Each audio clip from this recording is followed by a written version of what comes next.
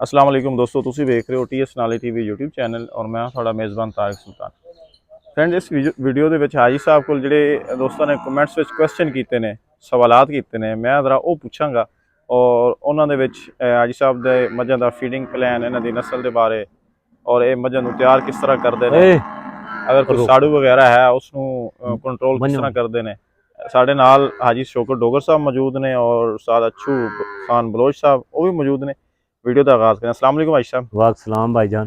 हाजी साहब, पहला तो साढ़े को क्वेश्चन है, एक बड़े दोस्त पूछते हैं कि हाजी साहब को पूछो कि इन्हों की मझां दे बड़े अच्छे हवाने होंदे ने, बड़ा अच्छा दुध करदियां ने, इन्हों का फीडिंग प्लान की है? जेड़ा फीडिंग दा कहंदे ने बेशुमार मैनू भी फोन करके पूछते ने जी जी, उन्हां दोस्तां नूं इह गल पैगाम मैसेज पहुंचाओ जी जी, जेड़ा मझ दा पहले नस्ल ते जोर देन। जी जी, ये सानू दोस्त पूछते ने यार इन्हां दी की खुराक दिंदे हो, की काढ़ा दिंदे हो।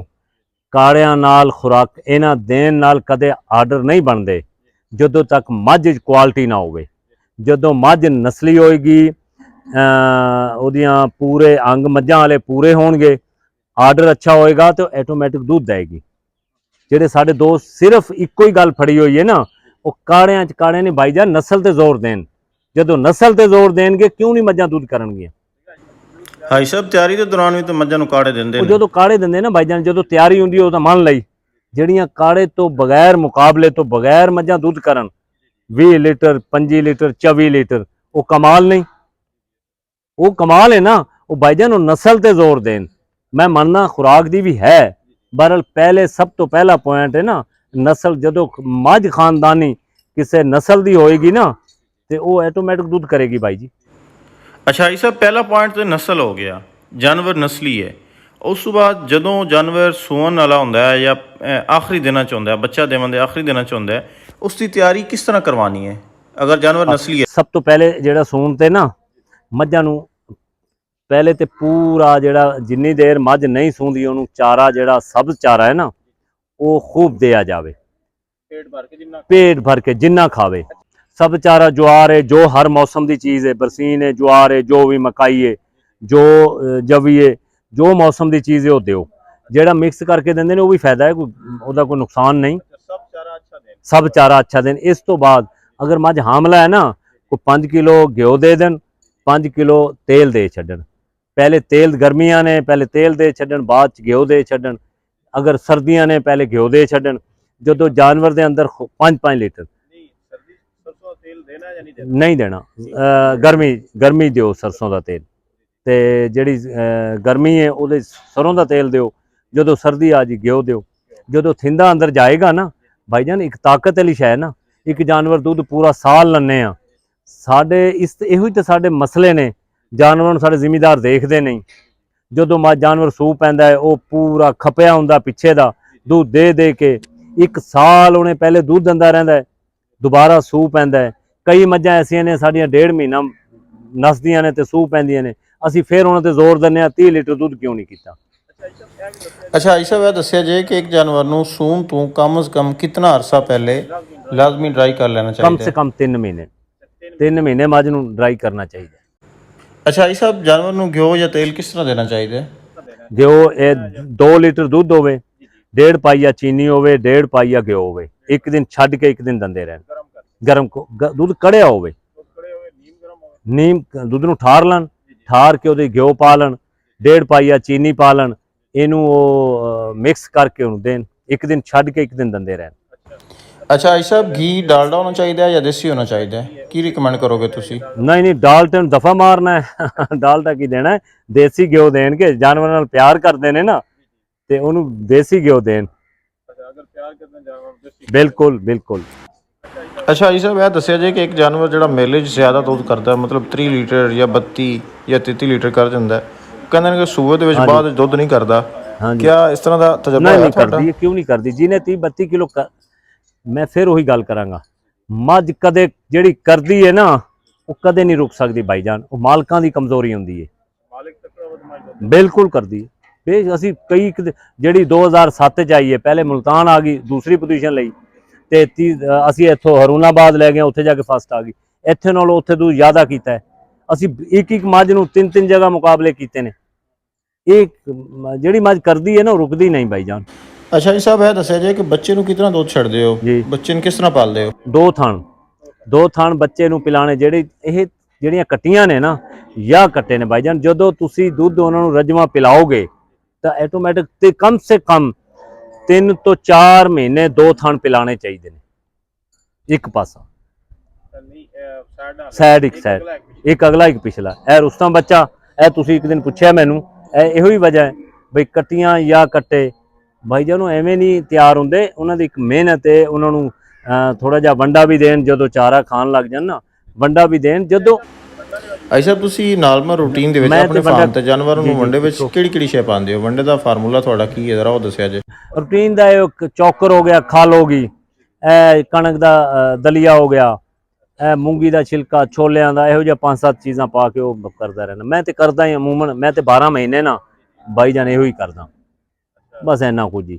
ਹੋਰ ਇੰਨਾ ਸਾਡੇ ਕੋਲ ਨਾ ਟਾਈਮ ਹੁੰਦੇ ਨੇ, ਇਹ ਤੇ ਮੇਲੇ ਦੇ ਦਿਨਾਂ 'ਚ ਜ਼ਰਾ ਬੜੇ ਰਹਿਣੇ ਆ, ਤੇ ਅੱਗੇ ਪਿੱਛੇ ਇਹੋ ਹੀ ਕਰਦੇ ਆ। ਆਇਸ਼ਾ, ਮੇਲੇ ਵਾਸਤੇ ਜਿਹੜਾ ਜਾਨਵਰ ਤੁਸੀਂ ਸਿਲੈਕਟ ਕਰਦੇ ਹੋ, ਉਹਦੇ ਕੋਲ ਕਿੰਨਾ ਦੁੱਧ ਹੁੰਦਾ ਹੈ, ਜਾਂ ਕਿੰਨੇ ਦੁੱਧ ਵਾਲੀ ਮੱਝ ਜਿਹੜੀ ਹੈ ਉਹ ਮੇਲੇ ਵਾਸਤੇ ਤੁਸੀਂ ਪ੍ਰੈਫਰ ਕਰਦੇ ਹੋ? ਜਿਹੜੀ ਵੀ ਬਾਹਰੋਂ ਲਈਏ, ਮੈਂ ਬੰਦੇ ਗਵਾਹ ਨੇ, ਮੈਂ 3 ਲੀਟਰ ਮੱਝ ਦਾ ਦੁੱਧ ਚੋ ਕੇ ਲਈਏ, ਉਹਨੇ ਅਲਹਮਦੁਲਿਲਾ 30 ਲੀਟਰ ਕੀਤਾ ਹੈ। 3 ਲੀਟਰ ਬੰਦਾ ਗਵਾਹ ਇਸ ਟਾਈਮ ਮੌਕੇ ਤੇ ਕਹੋ ਤੇ ਮੈਂ ਤੁਹਾਨੂੰ ਬੰਦੇ ਦਾ ਨੰਬਰ ਲਿਖਵਾ ਦੇਣਾ। ਮੈਂ ਦਿਨ ਦੇ ਕੋਈ 3 ਵਜੇ ਜਾ ਕੇ ਬੱਚਾ ਲਵਾਇਆ, ਮੱਝ ਨੇ 3-3.5 ਲੀਟਰ ਦੁੱਧ ਕੀਤਾ ਹੈ, ਮੱਝ ਨੇ 30 ਲੀਟਰ ਦੁੱਧ ਕੀਤਾ ਉਸ। ਭਾਈਜਾਨ ਨਸਲ ਪਛਾਣੀ ਜਾਂਦੀ ਹੈ, ਅੱਲਾ ਨੇ ਸਾਰੀ ਜ਼ਿੰਦਗੀ ਇਹ ਕਰਦੇ ਰਹੇ ਆ ਨਾ। ਮੈਨੂੰ ਤਾਂ ਯਾਦ ਨਹੀਂ ਮੈਂ ਜ਼ਿੰਦਗੀ 'ਚ ਕੋਈ ਮੱਝ ਚੋ ਕੇ ਨਾ ਬਈ ਇੰਜ ਵੀ ਜਿਹਦੀ ਕੋਈ ਕੰਡਿਆਂ ਤੇ ਚੜਾ ਕੇ, ਮੈਨੂੰ ਤਾਂ ਯਾਦ ਨਹੀਂ ਬਈ ਮੈਂ ਇਸ ਤਰ੍ਹਾਂ ਕਰਕੇ ਲਈ। ਮੱਝ ਵੇਖ ਕੇ ਪਤਾ ਚੱਲ ਜਾਂਦਾ ਹੈ ਮੱਝ ਕਿੰਨਾ ਦੁੱਧ ਕਰੇਗੀ। ਅਗਰ ਇੰਨਾ ਵੀ ਅੰਦਾਜ਼ਾ ਨਹੀਂ, ਉਹ ਕਾਹਦਾ ਬਰੀਡਰ ਹੈ, ਕਾਹਦਾ ਸ਼ੌਕੀਨ ਹੈ। ਆਇਸ਼ਾ, ਇਸ ਦਾ ਮਤਲਬ ਤਾਂ ਹੈ ਕਿ ਦੁੱਧ ਸਿਰਫ ਨਸਲਾਂ ਵਿੱਚ ਹੀ ਹੁੰਦਾ ਹੈ। ਨਸਲਾਂ, ਇਹ ਇਧਰ ਸੁਣੋ, ਇਹ ਬੜੀ ਜ਼ਰੂਰਤ ਨਾਲ ਗੱਲ ਕਰੋ। ਨਸਲਾਂ ਦੇ ਵਿੱਚ ਦੁੱਧ ਹੈ ਭਾਈਜਾਨ, ਕਤਨ ਨਹੀਂ। ਜਿਵੇਂ ਤੁਸੀਂ ਪਹਿਲੇ ਪੁੱਛਿਆ ਨਾ ਮੇਰੇ ਝੋਟਿਆਂ ਦਾ, ਮੈਂ ਐਵੇਂ ਤਾਂ ਨਹੀਂ ਕਿਹਾ, ਮੈਂ ਬੜੀ ਜ਼ਰੂਰਤ ਨਾਲ ਫਖਰ ਨਾਲ ਕਹਿਣਾ, ਮੈਂ ਐਡਾ ਮੁਤਮੀਨ ਆ, ਅੱਲਾ ਗਵਾਹ ਹੈ। ਮੇਰੇ ਝੋਟੇ ਦੀਆਂ ਮੱਝਾਂ 30-30 ਕਿਲੋ ਦੁੱਧ ਕਰਨ, ਇਹ ਮੈਨੂੰ ਸਭ ਤੋਂ ਵੱਡਾ, ਮੈਂ ਜਿੰਨੇ ਮੁਕਾਬਲੇ ਜਿੱਤਿਆ, ਮੈਂ ਅਲਹਮਦੁਲਿਲਾ ਬੜਾ ਕੋਈ 20 ਸਾਲ ਦਾ ਕਰਦਾ ਰਿਹਾ, ਬੇਸ਼ੁਮਾਰ ਮੈਂ ਮੁਕਾਬਲਿਆਂ 'ਚ ਗਿਆ, ਦੁੱਧ ਕਰਾਏ ਨੇ, ਦੋਸਤ ਚਾਹੁੰਦੇ ਰਹੇ ਨੇ, ਵੇਖਦੇ ਰਹੇ ਨੇ, ਤੁਹਾਡੇ ਸਾਹਮਣੇ ਜ਼ਮਾਨਾ ਵੇਖਦਾ ਰਿਹਾ ਹੈ, ਅੱਜ ਸਾਰੇ ਵੇਖ ਰਹੇ ਨੇ। ਉਹ ਇੱਕ ਸਾਈਡ ਤੇ ਹਰ ਚੀਜ਼, ਜਦੋਂ ਮੇਰੇ ਝੋਟੇ ਦੀ ਕੱਟੀ ਨੇ ਦੁੱਧ 30 ਲੀਟਰ ਕੀਤਾ ਹੈ, ਝੋਟੀ ਨੇ 30-30 ਕਿਲੋ ਕੀਤਾ ਹੈ, ਅੱਲਾ ਗਵਾਹ, ਮੈਨੂੰ ਸਭ ਤੋਂ ਵੱਡਾ ਫਖਰ ਇਸ ਗੱਲ ਦਾ, ਖੁਸ਼ੀ ਇਸ ਗੱਲ ਦੀ। ਤੋਂ 25 ਸਾਲ ਐਵੇਂ ਨਹੀਂ ਗੱਲ ਬਣਦੀ, ਐਵੇਂ ਫਿਰ ਉਹ ਨੈਟ ਤੇ ਲਿਖਣ ਨਾਲ ਤੇ ਗੱਲ ਬਣ ਜਾਣੀ ਹੈ। ਸੁਬਾਹ ਲਿਖ ਦੇਣ, ਹਾਂ ਬਿਲਕੁਲ ਕਰਨ। ਜਿਹੜੇ ਦੋਸਤਾਂ ਕੋਲ ਮੱਝਾਂ ਨੇ ਉਹ ਅੱਛੇ ਸਾਨਾਂ ਕੋਲੋਂ ਕਰਾਸ ਕਰਾਉਣ, 2.5 ਸਾਲ ਝੋਟੀ ਤਿਆਰ ਹੋ ਜਾਂਦੀ ਹੈ।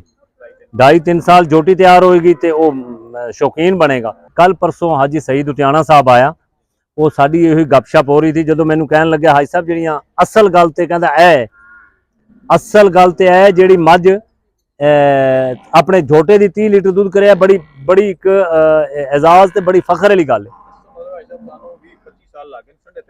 ਭਾਈਜਾਨ ਸਾਰੀ ਸੰਡਾ ਤਾਂ ਹਰ ਵਕਤ 'ਚ ਨਾ, ਮੈਂ ਹਰ ਵਕਤ 'ਚ ਉਸ ਮੱਝ ਦਾ ਰੱਖਦਾ ਰਿਹਾ।